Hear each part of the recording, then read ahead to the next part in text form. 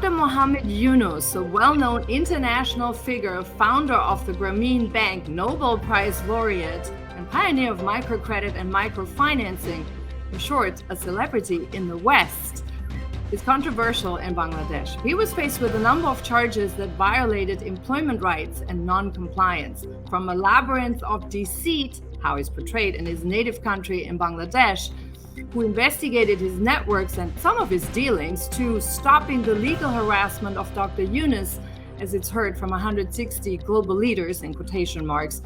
Dr. Yunus calls up emotions. He did get sentenced for 6 months jail time on some of the charges, and where that stands, you hear about today. Welcome on DC to Dhaka. I'm Nicolette DeVidar, and we're discussing the issue with Khushi Kabir, the founder of Nijera Kori, an NGO that translates into "let's do it ourselves," something that actually I like very much, just from the translation, similar to Grameen in nature, an NGO that also works on empowering landless women. Khushi is known for her activism of women's rights. We also have Sheikh Mohammad Fauzul Mubin, the editor of Press Xpress, and we have legal counsel Miti Sanjana, a corporate lawyer who studied at the university in London and in Dhaka, Bangladesh. Welcome all of you here on DC to Dhaka. Big issue. What's the case against Dr. Yunus, a Nobel Prize laureate sentenced to prison for employment violations? What's the basis, Miti? Well, basically, the case was filed by workers, and there are more than 100 cases currently pending. And yesterday, we got one verdict from Dhaka Labor Court. So basically, this apex court, they have sentenced Dr. Mohammed Yunus and 4 other officials of Grameen Telecom to 6 months imprisonment, and at the same time they were also fined 3,000 Bangladeshi taka each. And basically the same court on the same day, they have also granted bail to all of them. So if we actually just give a brief idea about the charges that was basically framed against Dr. Yunus, those are like about the violation of labor laws. So in Bangladesh, we have Labor Act 2006, and the charge was under Section 234, Section 117, 307, and 303. So, in Bangladesh, as per labor law, there is a requirement that if a company, they have, paid up capital worth 1 crore, or they have fixed asset which is worth 2 crore, in that case, that company, they have to create a workers' profit participation fund. And so that's where everyone who works there would be entitled to get some normally? Yes. So you see, this is basically called beneficiary of that company. So it's not, about one or only workers. So all the beneficiaries of the company, they are entitled to get a percentage of profit from that company. So basically, it is like 5%. A company has to pay 5% of its net profit, before deducting the tax, to 3 separate funds. So number 1, the workers' profit participation fund.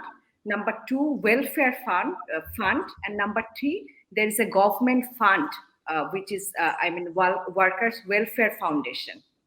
So the ratio is 80, 10, and 10. So 80% goes to workers' participation fund, and 10% goes to welfare fund, and rest 10% goes to the foundation created by government. And basically what happened is the workers, they actually did not get this payment, and they did not get the profit from Grameen Telecom. So the dispute actually arose from this this non-compliance. So okay, hang on a second. When you say they did not get it, in essence what you're saying is that actually Grameen Telecom deprived the employees of actually the money that was due to them from the profit. There's a difference between saying they didn't get it and whether they were deprived of it. Yes, they were basically deprived from that their share of Right. the profit, and it was also notified to Grameen Telecom twice, and actually it was notified by Labor Ministry, and it was notified by the inspector. So they show cause, and they actually visited and they inspected, but after that show cause two times, it was not paid by Grameen Telecom. So yes, the workers, they have filed this case. Also, there were other charges for not giving annual leave, which the workers are entitled to get annual leave, paid annual leave, and also some workers. I mean, after certain time, they actually become permanent workers, but they actually, I mean, they were deprived from that facility. So they were temporary worker. After certain time, they were, contract were not being, and we're not talking of a singular case, right? We're talking of, so there's a systemic pattern of it. Yes, absolutely, you are right. Okay. So these were the charges for the employment violations. Are there any other charges still pending at this point? Well, mainly what we actually got from I have seen the summary judgment. We did not get the full judgment, a full verdict yet. And basically, these are the charges that actually we came to know from medias and from the case papers. Yeah. Now, as a lawyer, did you have any insight in the process? Did you find that there was due process given to Dr. Yunus? Well, yes, of course. It was done in a due process, because when the case started by the workers and the labor inspector, the case was basically the petitioner, that means respondent, Dr. Yunus and others, they actually filed, a quashment petition before the High Court. So it was not entertained by the High Court. That means that case was not, the quashment order was not given by High Court. So later on, when the charge was framed, they also filed another petition before the High Court challenging that charge framing. So in High Court, they, from High Court, it went to Appellate Division, and Appellate Division also said that the charge framing was, done duly and in accordance with laws of Bangladesh. So the case continued to continued, and yesterday we got the verdict. So the case was initiated in 2001, and like in 2024, yesterday court gave this verdict. So all the due process, actually everything has been, every phase and every steps have been exhausted duly. So I want to move on here to Sheikh Mohammad Fauzul Mubin here for a second. When you heard of the sentence, were you surprised?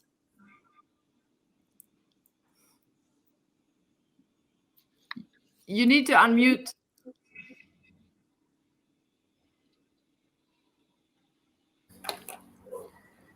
I was really not at all surprised, because you know that for a long time the entire research team was working on the case of Dr. Yunus. So as we mentioned in the article of Labyrinth of Deceit, what we found, very interestingly, the companies that he formed, the entire objective was to get relief from the taxes, and also the purpose they brought funds from different organization. They used it in different segments, such as it was supposed to use for the welfare of the employees, or it was supposed to use to develop the company structure or the organizational structure. But what he did, in the name of funding, he has opened different businesses. So few are the businesses are like completely non-profit, but maximum of the company we found that they were into deeply in business. So these are the things that we found, and we were really not surprised. So what you're saying is, what you found is that they were declared as nonprofits, but they were actually engaging in business dealings. in Yeah, for-profit activities. obviously. So that is the funnel that they have Yeah. created in the name of many companies. So Yeah. it was very difficult for the government to keep track record of the cash flow, where it's going, how it's being spent. They were mostly emphasizing on creating documents which has proof that they are using this fund in right track. But ultimately, when government has put their own representative in the process, so all these secrets has came out, and which gave us a clear scenario how this thing happened. Okay, but now just to play here devil's advocate here for a moment, we also know that sometimes when you work in international business dealings and things like that, there is sometimes rhyme or reason to do this in a reasonable way, where you use funding and you want to promote certain projects which make sense to would promote and go forward, for example, right? So how Yeah. do we know when is the point where you can say, wait a minute, this was a deliberate deceit versus maybe what some could argue a reasonable investment into something going forward? You see where I'm getting it? So where is the line? How do we know that was it because of the sheer volume? Was it because of the documentation? How do you know that something was a deliberate, almost like an abuse? I mean, it's really bypassing of funding into other activities. How do we know?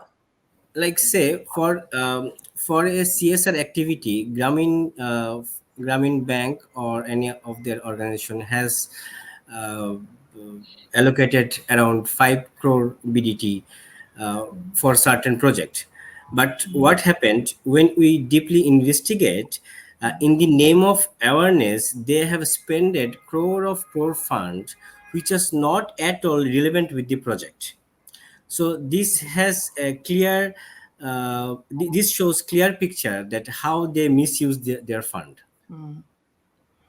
So Khushi, when you hear all that, so I'm going to move on here to you. When you hear all that, you have an NGO, you're focused on let's do it together, which is very people centric in terms of your activities and so on. What is your first reaction when you're suddenly being confronted with someone who has such a high standard for some of those supposedly do good activities, and then they turn out that really at the core of what's very people centric, there are some gross violations of it? What's your first reaction on that? Thanks. Let me first clarify certain situation and the position.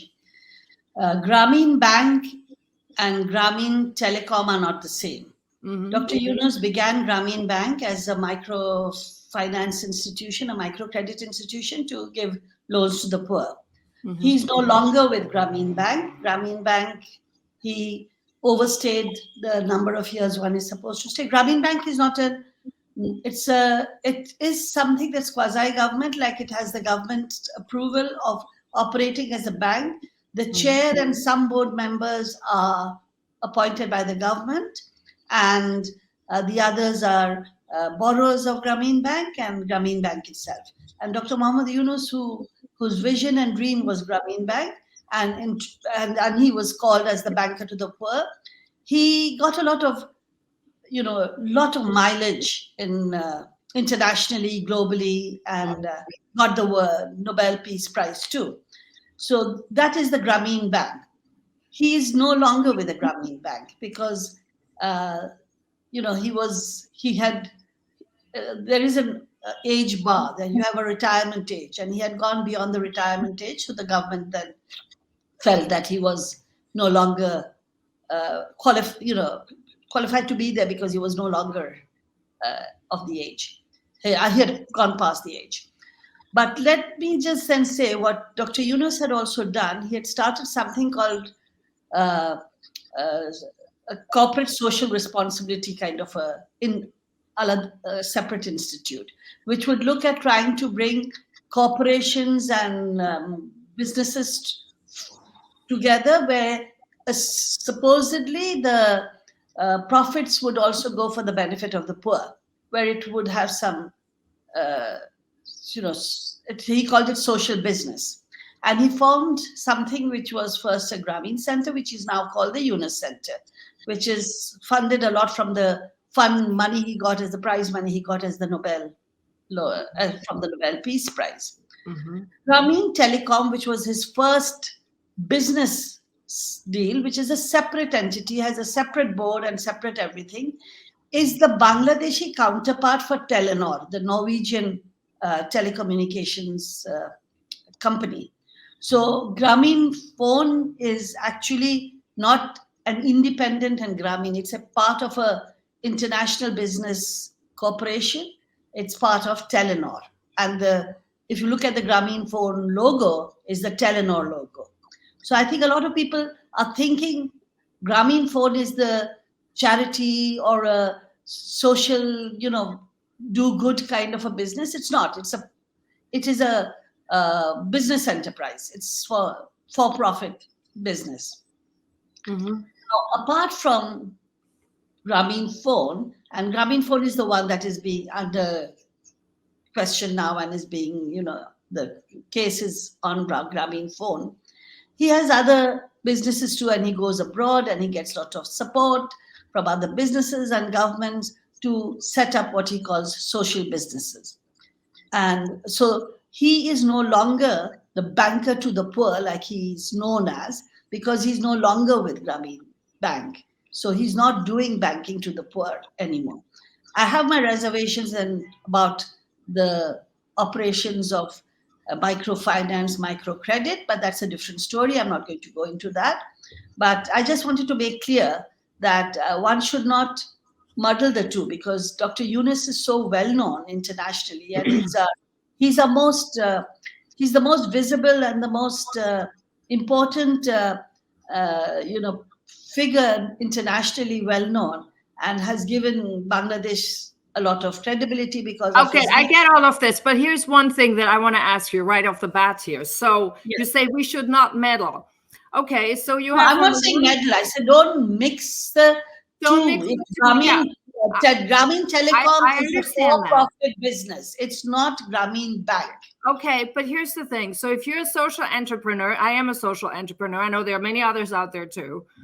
If you're a social entrepreneur and you have certain standards, can you then really so easily say, okay, when I'm in this business, I'm just going to toss those standards overboard and then I just do not pay workers and stuff?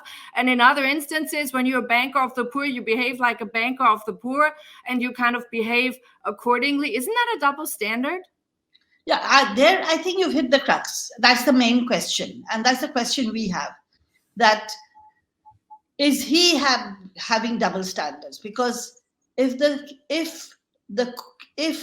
law has not really been doing justice, as many people are trying to claim, then he can prove that it is not true. But when it is coming out as Dr. Yunus, what is the hype that is coming out abroad? Why are we having this discussion today?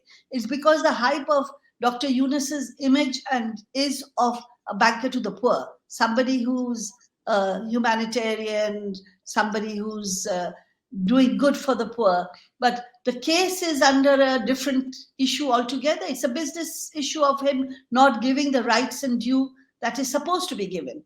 The other issue that people raise who are supporters of Dr. Yunus, and there are many, who will say that there are many businesses and many companies in Bangladesh that are not brought to book, and why Dr. Yunus? So he's being targeted. But that does not justify, in my mind, that you can get away just because you have a big name. You can get away with, skipping the law, skipping what you're supposed to be doing, just because the others are doing it and getting away with it. I think there's a moral issue and question over there. Yeah. So what Sheikh Mohammed, what's your response to that? You've done an extensive article, you've investigated it. What's your response to Khushi's statement? You have to unmute.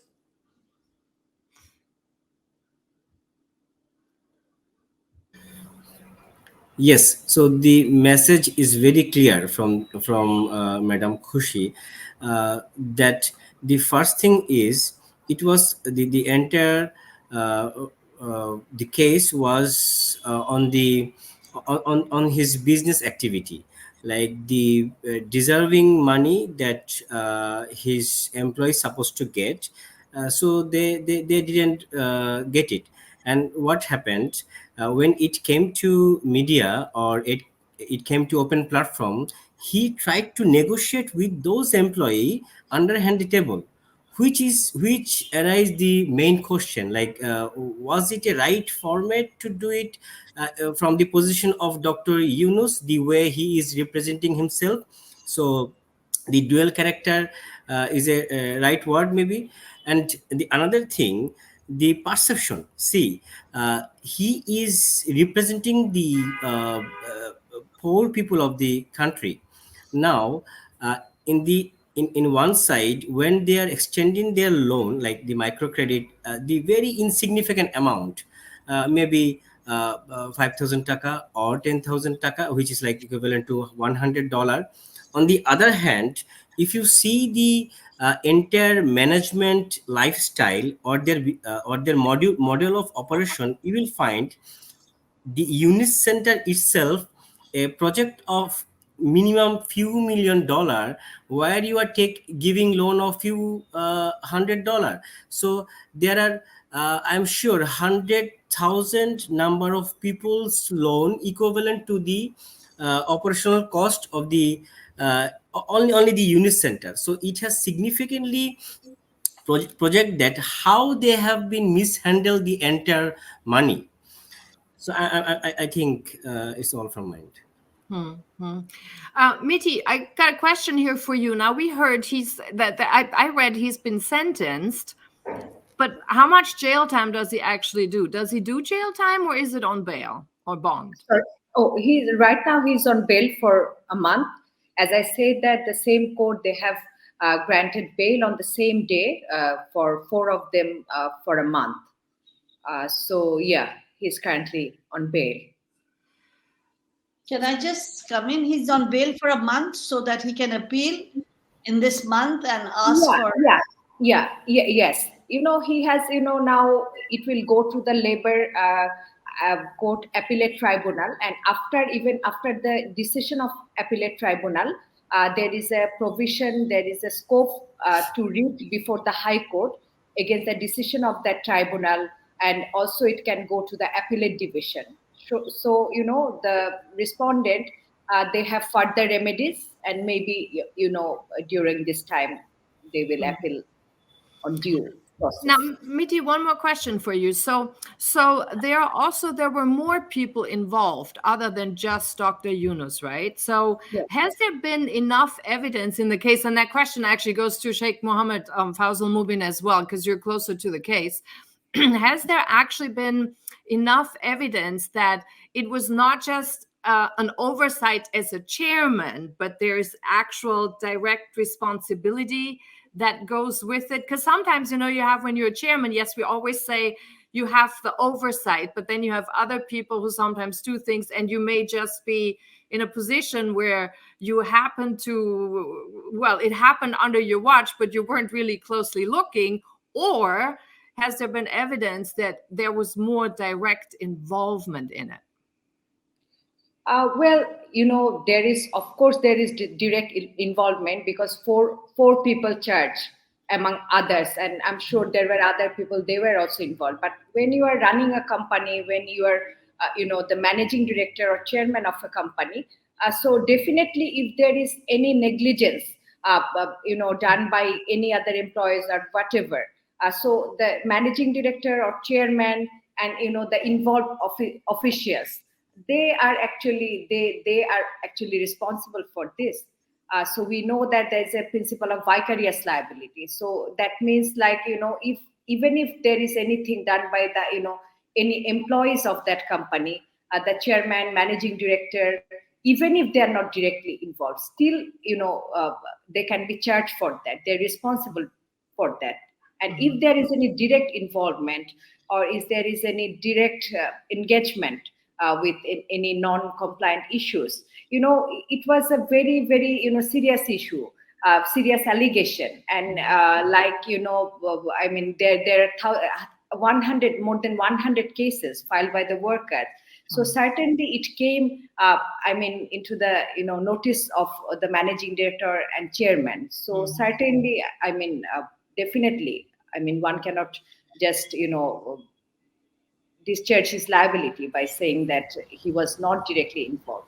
The So, Nicolette, I would responsibility. like to add one thing. So, there is two perception. One is from the legal end, another is from the management end. So, the Grameen Bank operation, it was basically one man army show. So, when he was running the entire thing, definitely for the sake of law, there has to be a board, or there has to be team member. They sit together and they take decision. I share a very interesting thing with you. When my team went to take interview of current chairman, current MD, and the few of their board members, you know, they were not talking in normal tone. They were like whispering, because they still believe there are people from Dr. Yunus are still in the entire scene, and what they do in different manner, they threaten them. Like, if someone speaks negatively against Dr. Yunus, or cooperate to the law enforcement agencies, or any other related authority to do investigation, then immediate after, from unknown sources, those employees get threatened by different people. So, which is very interesting, and I am sure that you understand. And one more thing I would like to show you, see this graph Yeah. that we brought in our magazine. So Yeah. you see, from a single company, how they brought different their entities. So when they said, like, like Grameen Udyog, Grameen Udyog means Grameen Enterprise. initiatives. So this is a project they have, non-profit project they started. Mhm. From Grameen initiative, they have from Grameen Textile Mill Limited. So this is the company they formed. You understand, this is completely a fake game what he played.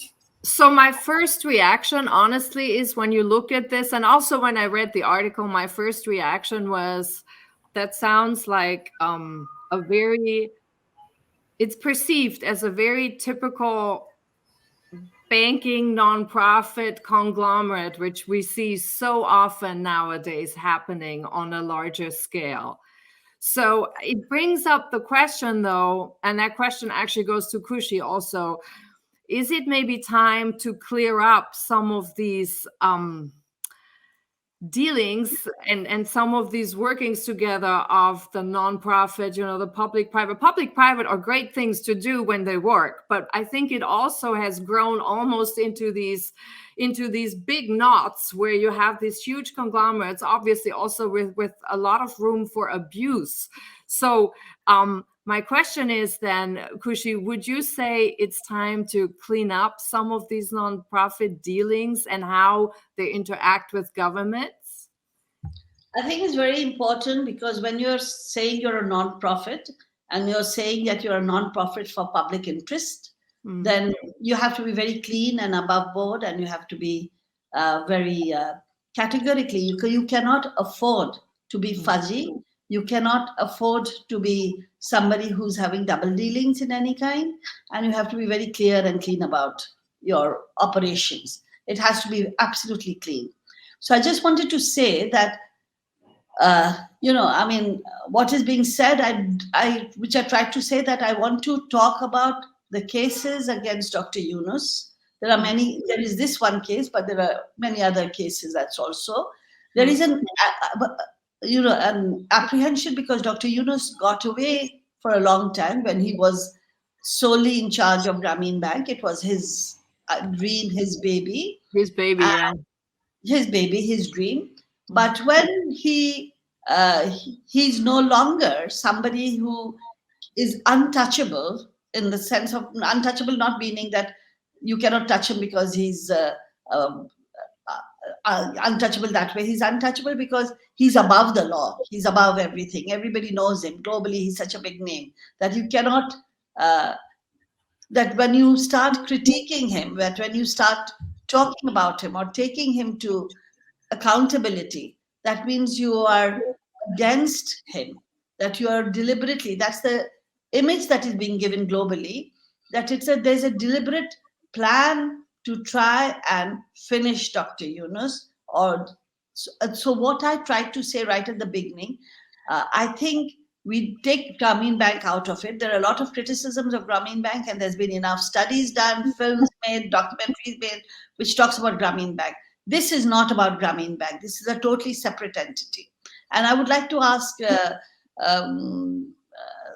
Sheikh Mohammad Fauzul Mubin, that is the Yunus Center, which runs all these enterprises and businesses, are they housed in the Grameen Bank premise itself, or are they housed outside? Because if they're housed there inside the premise, then it makes one kind of a issue. But if they're housed outside, then it's a totally different entity. But people merge the two together. They merge Dr. Yunus as what he had got the image for, to everything that he's doing now, which is not what he got his image for. As I said before, I'm a great critic of this microcredit, but also this microcredit and this not-for-profit, as you were saying, humanitarian, microcredit, not-for-profit institutions. Now, no one is above the law. Accountability. Not only above the law, you also critique, yeah. Yeah, all for critique. And then you have to be accountable. I think everybody has to be accountable. And any one of us who say we work for public good, we have to be very clean and very clear and very transparent. We have to be open for all kinds of investigations, questions, and be ready to answer whatever questions or investigations come our way. It's absolutely crucial. Yeah, absolutely. I agree. I want to ask you, Sheikh Mohammad Fauzul Mubin, do you know, are they housed within to answer Khushi's question, are they housed within the Grameen Bank, or are these all separate? I think you have them in your graphs, didn't you? Yeah. So I know, like, they're not in the same premises, definitely. But madam, you do understand, they have direct connectivity in communication, the way the operational model is a bit different. I mean, even it is Yunus Center or the Grameen Bank or the Grameen Telecom, whatever the organization they have the independent management to run each of the organizations. But when you connect the entire operation, I mean entire companies or the organization, you will find the Dr. Yunus is sitting in the center of all the organizations. So as he is running the show, it doesn't make also with Grameen Bank now, because as far as I know, the government has taken him out of Grameen Bank. He's not with out. Yes, of course. You are right. He's not with Grameen Bank. What I'm trying to say, that what he did with Grameen Bank, right or wrong, is not what is happening now. His companies are different. You are absolutely right. Yes.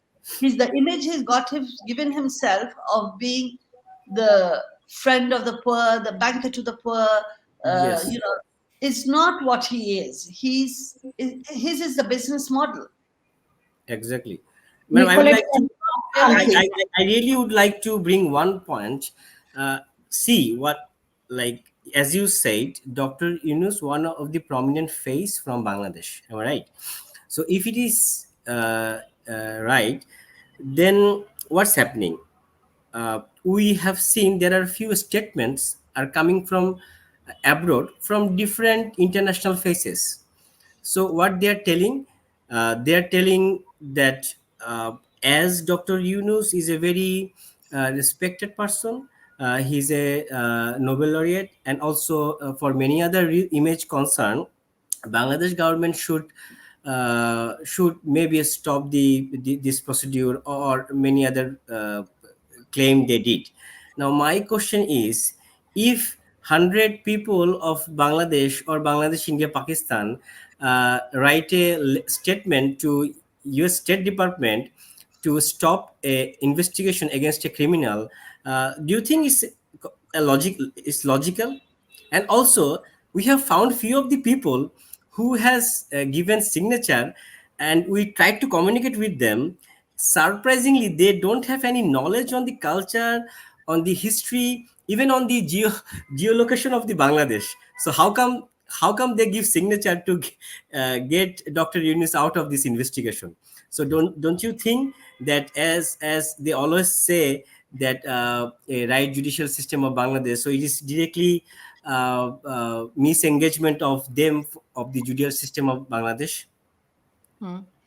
So we're actually running out of time, but there's one big issue that I want to talk about, which we haven't talked about. You both alluded to it. Well, actually, two more things. First of all, Miti, very quickly, what do you expect if he does appeal? What do you expect can happen or will happen? That's the first one. Let's do it briefly. You're muted. You have to unmute. You have to unmute. So Nicolette, it is the complete discretion of the court.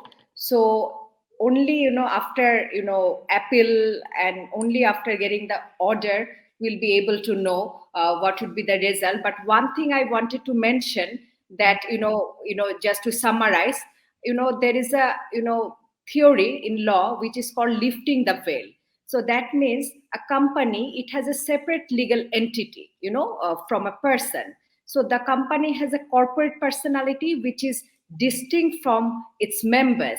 But in a number of circumstances where the court will pierce the corporate veil or will ignore the corporate veil to reach the person behind the veil, or just to reveal the true form of the character of the concerned. You see, that means sometimes we see that using a company, sometimes there are many irregularities behind, as it is a separate corporate personality. So the rationale behind this is probably that the law will not allow the corporate form to misused or abused. So only after appeal and only getting the judgment from the higher court, then we'll be able to know what happens next. But it is the complete discretion of the case. Court. And just to clarify, going forward to my next question to the other two, does Bangladesh have a separation of power? Yes, yeah, we do have. Are you clear on that? Okay. Yeah. So I want to go to bring this to a close, but there's one big elephant in the room which we haven't talked about. You both alluded to that, and this is kind of the problem we have. And in this case particularly, it's the global image, where you kind of put and say this person got a Nobel Prize, for example, and they should be treated differently than the rest of us. And I think there has been sort of a whole precedence all over around the world right now where we can see this a lot. But in this case particularly, it brings it out. What exactly happened, Mr.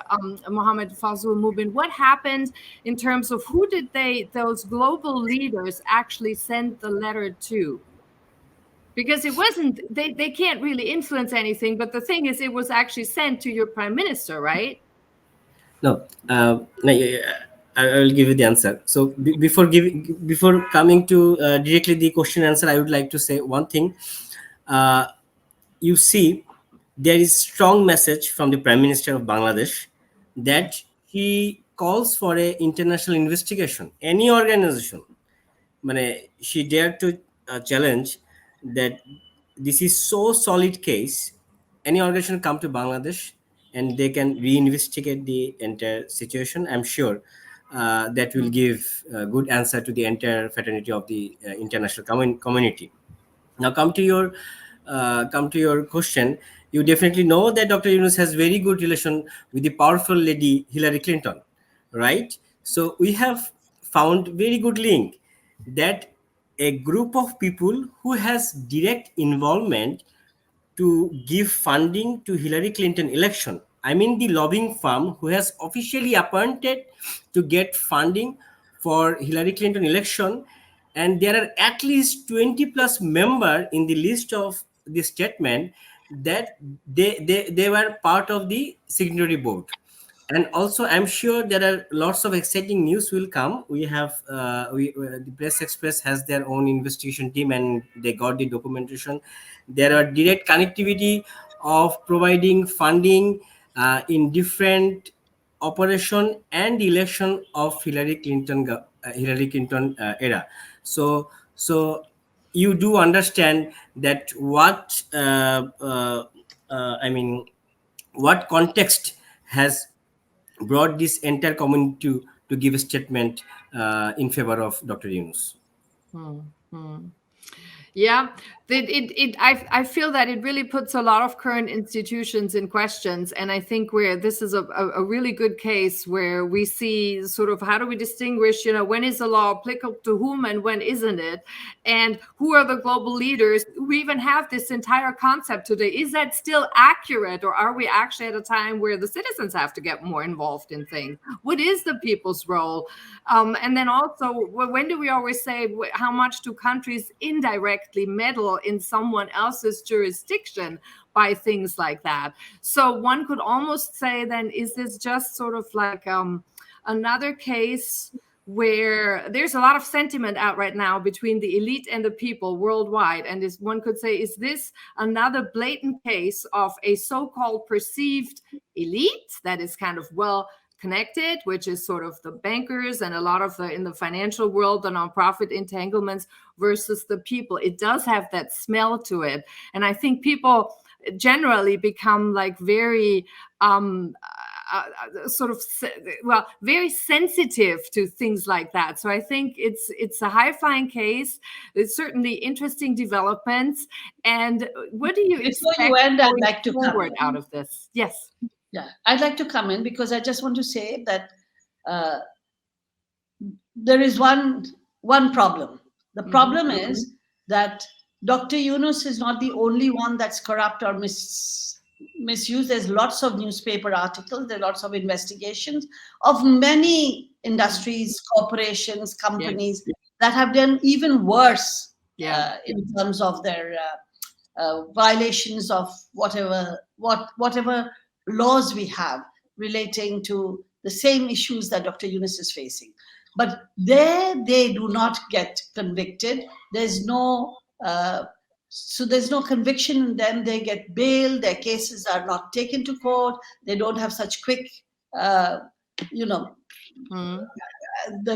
cases are not dealt with as quickly or as efficiently as with Yunus. So there's an element which people feel is that he's being targeted. And whenever someone gets targeted, people have a sympathy for that. I think that's one thing that has to be taken into cognizance, that there are a lot of crooks and criminals and people who've stolen money from our central bank and taken it abroad. There's a crisis in our banking system with money going away. So that is why there is some kind of a sympathy as to why is this one person who's got this name being targeted, which does not mean that he should not face consequences. I don't think anyone is above the law. And I think it's very important that the public start getting to know and wanting to know what the correct situation is for Dr. Yunus, right? But also for all the other criminals that are out running and getting benefits. So the law should work equally for all of them and not just, be partisan for one and not for the other. So that is something I want to say that has to be addressed. That is very important, because we think everybody has to be above the law and everybody has to be transparent and everybody has to be clean. And everybody has to be accountable. Nicolette, just one thing I would like to add. You know that in Bangladesh there are at least 50 million active social media user, right? So anything happen wrong, like for national cricket team, when a prominent player 𝗗𝗵𝗸 didn't join, what happened? It was a social media revolution. Dr. Yunus is the only one Nobel Laureate in Bangladesh, right? And the most of the youth has read many positive articles. He has many fans and followers. But very, very surprisingly, you can search in online when the verdict came, the common people, I mean, those 50 million people, how many voices you saw they raises against this, against like I mean in favor of Dr. Yunus, that it was a wrong move. I'm sure that if it was against the public sentiment, then definitely there was big noise in social media, but we didn't follow. Trust me, we had a long like a deep study. We tried to get what are people saying about him. There is nothing. So I would like to agree with Madam Khushi that the way he is getting sentiment from abroad, as they are not they don't know everything in what's happening inside Bangladesh. But uh, if we can present the right scenario from right source, from right people to the international community, I'm sure the misconcept we can overcome the misconcept. Thank you. Okay, so I think we covered everything. Are there any final words, Miti? You haven't spoken in the last one. I want to give you a final word as well. Yes, I'd just like to say that, it is very common in Bangladesh that if a party actually they do not get a favorable order from the courts, sometimes they try to malign the entire system. And you see, the general right to criticize is not disputed. Certainly the court is not immune from any criticism, but I think that any kind of vague attempt to draw an imaginary conclusion is basically an unfair attack upon the courts. So we should be respectful towards the law, and we should accept that nobody is above the law and everyone is equal before the law. So we have to actually rely upon the court and the judiciary system, because that is the last resort. A citizen, they actually, they as a last resort, they go to court. So we have to rely on the judiciary system and the whole system, and we have to be respectful. Yeah. Thank you, all of you, for coming on. Very interesting case. We'll see how things develop. We did get a lot of things that we heard about. So first of all, no one's above the law, equal rights for everyone, equal laws for everyone. But then also the invite, what I heard from Khushi and also Sheikh Mohammad Fauzul Mubin, was really also for people to get more engaged and just simply be more looking for transparency in what happens. So more and more, actually, we are more engaged as people. I guess this is the line that I would draw. Thanks so much for coming on. And then also for our viewers, thank you so much for watching. We'll see how it all evolves. Stay tuned. Bye-bye.